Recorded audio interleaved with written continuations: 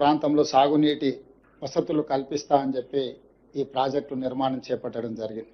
2015-16లో మొదలుపెట్టిన ఈ పనులు 2018-19లో పూర్తి చేసి ప్రజలకు అందుబాటులోకి తీసుకొచ్చినని చెప్పి ఆనాటి ప్రభుత్వం చంద్రశేఖరరావు గారు చెప్పడం జరిగింది.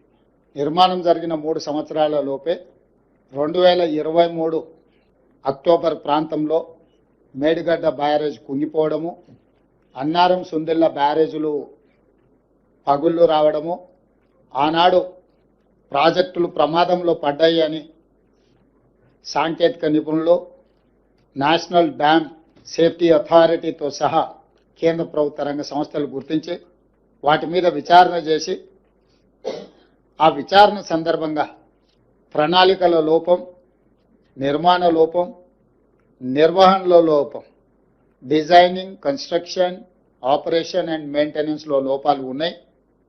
దీని మీద పూర్తి స్థాయిలో విచారణ జరగాలని ఆనాడు రాష్ట్ర ప్రభుత్వానికి చంద్రశేఖరరావు గారు ముఖ్యమంత్రిగా ఉన్నప్పుడే నివేదికలు ఇవ్వడం జరిగింది.